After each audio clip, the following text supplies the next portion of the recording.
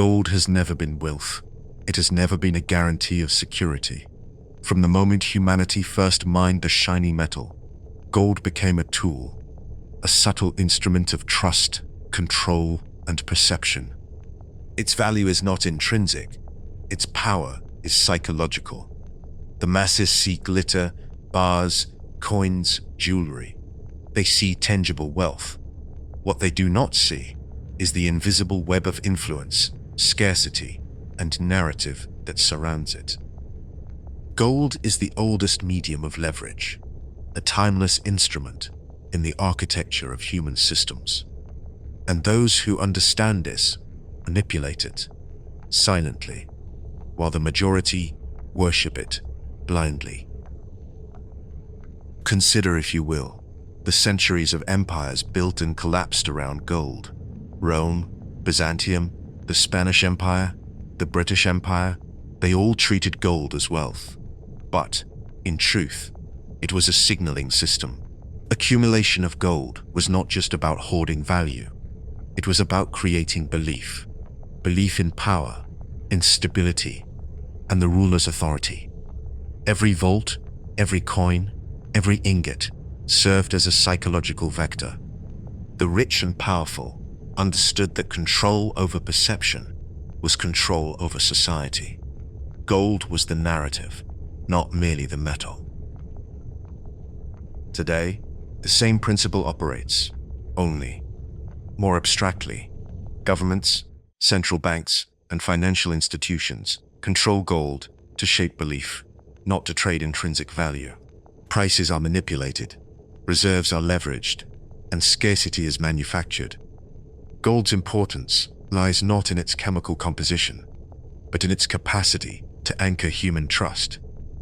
Fear of scarcity, historical reverence, and the illusion of permanence transform it into an effective weapon. Individuals chasing gold think they are securing wealth.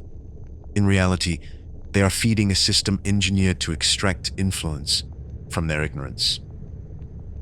The problem, you see, is perception. Humans instinctively equate tangibility with security.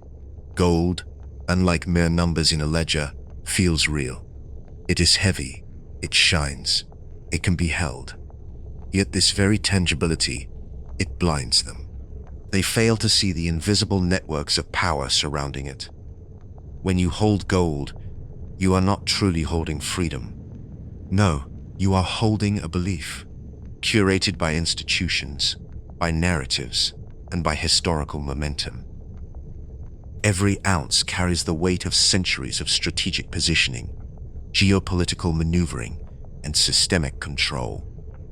To misinterpret it, my friend, is to surrender agency. The system around gold, you see, it's both ancient and infinitely sophisticated. Central banks, they don't hoard it for personal gain. No, but strategically, to control trust in their currencies. Financial institutions, they create these derivative instruments, to simulate gold ownership, transferring the perception of value without ever transferring the physical metal. Nations, they manipulate reserves and announce transactions publicly, not out of practical necessity, but to signal stability or to influence markets psychologically. Gold, then, is a vector for belief, a lever in these global financial ecosystems, and a tool to regulate behavior, both individual and collective.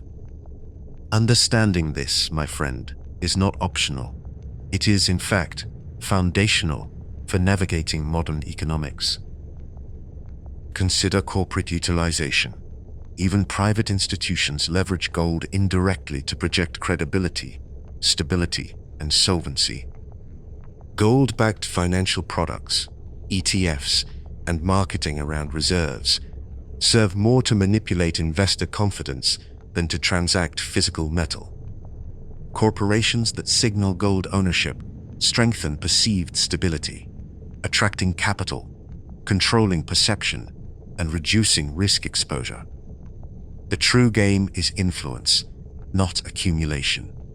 Gold itself is secondary to the narrative it enables. The mindset required to navigate this is both post-Stoic and Machiavellian. Detach from the emotional allure of gold. Observe without desire. Ask, where does perception flow? Who benefits from your belief?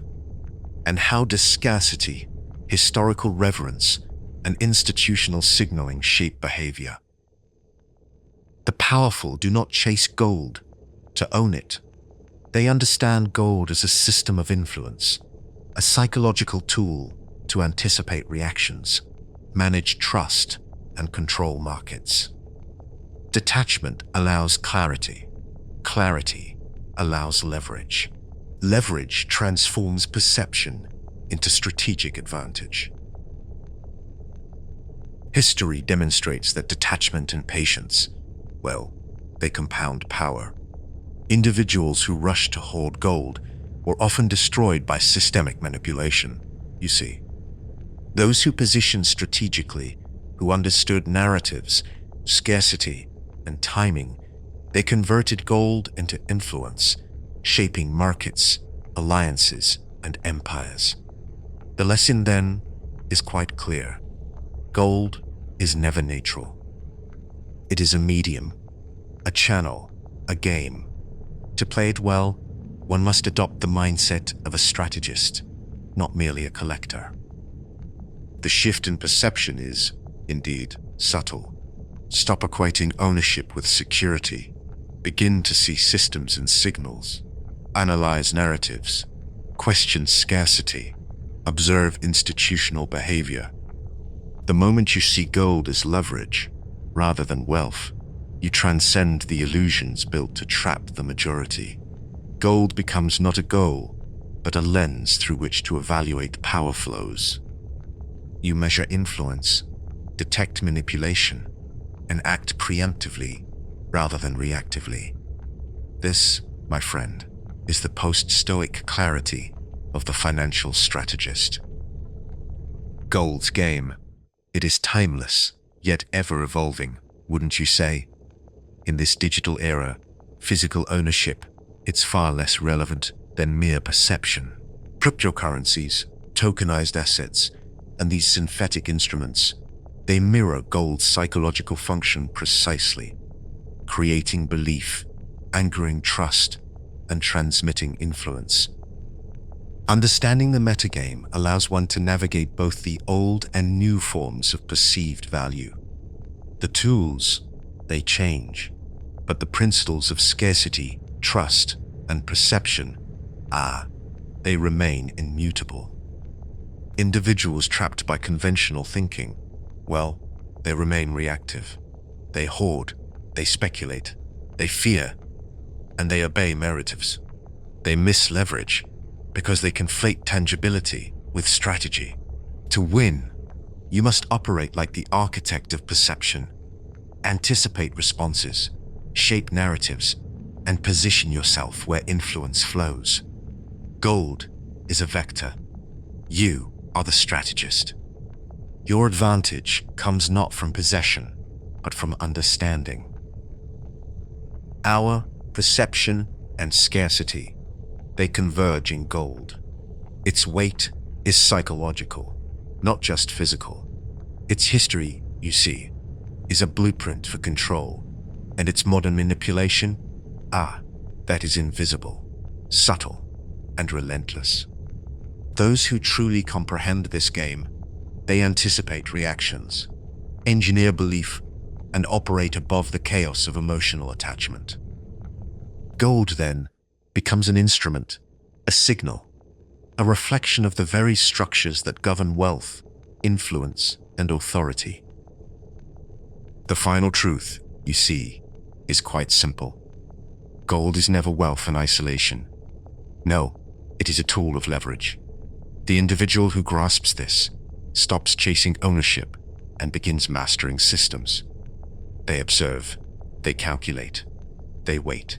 They understand that in the game of gold, patience, perception, and strategic clarity outweigh mere possession. Security lies not in the metal itself, but in understanding. Power lies not in accumulation, but in insight. And influence, once truly understood, is the only true wealth. Gold, you see, is a masterclass in human psychology. The first lesson, scarcity, it's merely a perception. Unlike currency, which can be printed or created on demand, gold is limited, tangible, and slow to increase in supply. But this scarcity, it's as much narrative as it is physical. Every mining report, every central bank acquisition, every vault disclosure, it all reinforces the illusion of rarity. Investors react not merely to quantity, but to belief. Central banks, they understand this.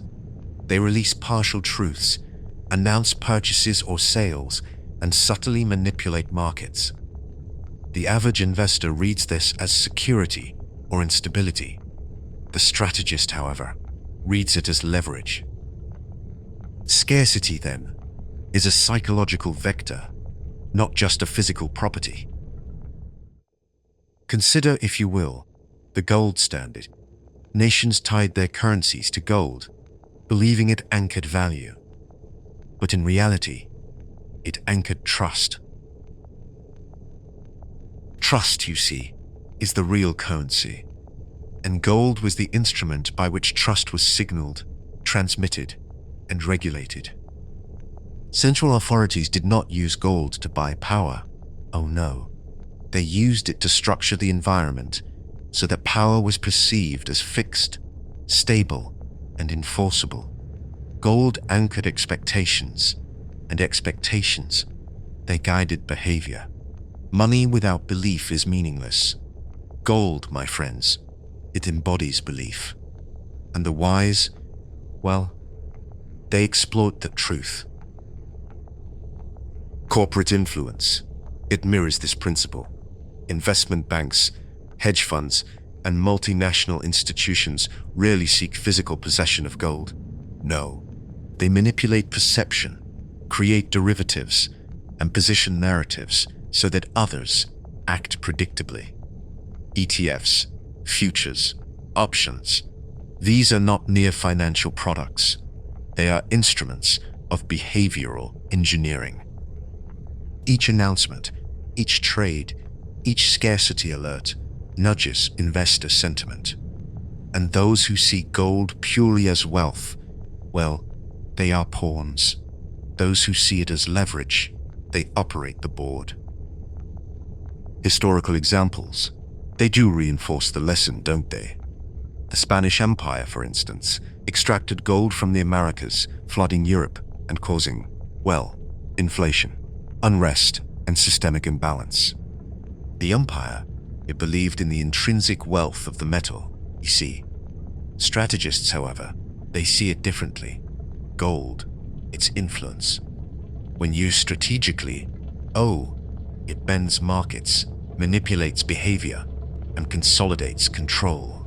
The British Empire, through the East India Company, demonstrated precisely the same principle. Gold and silver flows, they were secondary to control of perception, trade monopolies, and systemic leverage. The metal itself, it was rarely the goal. No, it was merely a tool.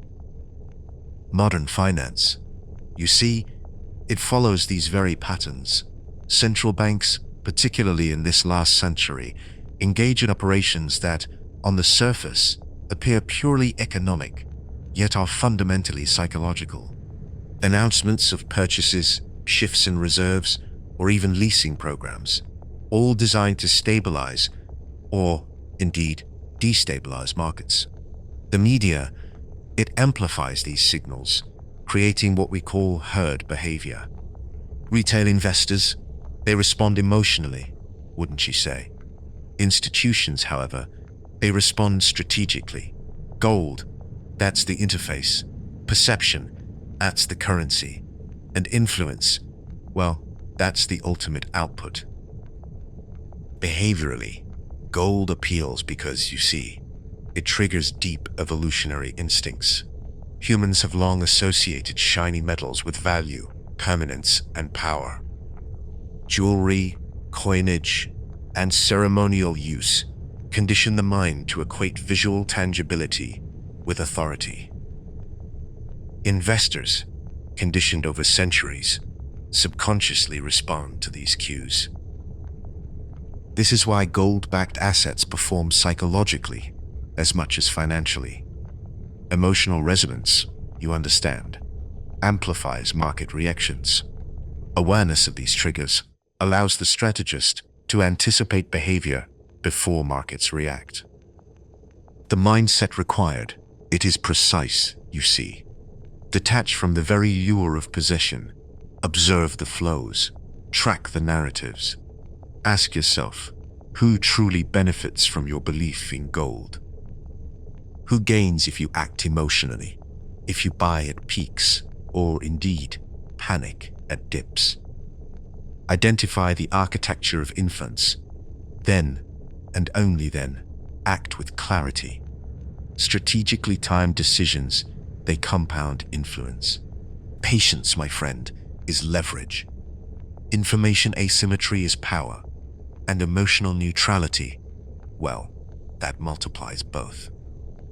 Gold, whilst ancient, also teaches us timeless lessons about liquidity, leverage, and signaling. Physical hoarding is quite irrelevant to influence. Control of perception matters far more than control of ounces. Institutions that dominate market narratives, control reporting, or engineer scarcity signals, they achieve the outcomes desired without ever moving physical metal. Strategy trumps ownership. Knowledge trumps wealth. Perception, you see, trumps reality. Digital currencies, they illustrate this principle anew. Bitcoin, tokenized assets, and gold-backed derivatives, they echo the same psychological dynamics. The medium evolves, but the rules of perception, scarcity, and narrative, they remain constant. Understanding the metagame, how belief shapes behavior, that allows the strategist to anticipate moves, manage risk, and exploit systemic inefficiencies.